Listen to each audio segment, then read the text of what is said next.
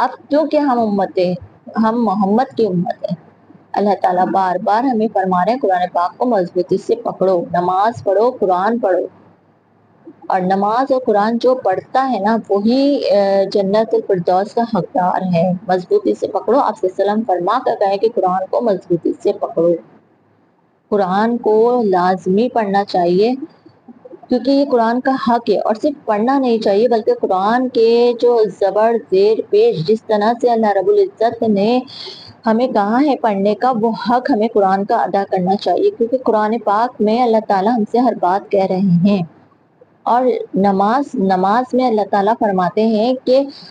تم مجھے نماز میں یاد کرو، تم مجھے یاد کرو، میں تمہیں جنت الفردوس میں جگہ عطا فرماؤں گا۔ نماز اور قرآن جنت کی کنجی،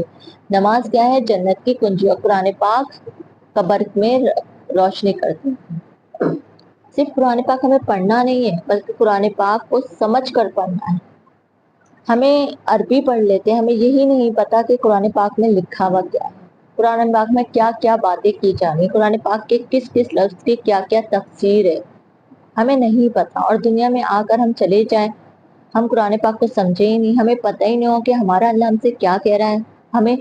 ہمیں اپنے رب کے اگر قریب ہونا ہے نا تو ہمیں نماز اور قرآن کو مضبوطی سے تھامنا ہے، تبھی ہم اپنے ایمان کے ساتھ کسی دوسرے کا مقابلہ کر سکتے ہیں۔ جب ہمارا ہی ایمان کمزور ہوگا تو ہم کیسے کسی دوسرے کا مقابلہ کریں؟ اس لیے نماز اور قرآن کی پابندی ایسے اپنی زندگی میں شامل کر لیں جیسے آپ کھانا کھاتے ہیں نا، ایسے اپنی زندگی میں نماز اور قرآن کو شامل کر لیں، کہ جیسے آپ کو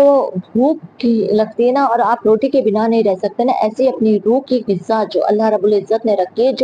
جس کے پڑھے بنا آپ کی روح اور دل کو چین و سکون نہ آئے، آپ اس کو ایسے اپنی زندگی میں شامل کریں۔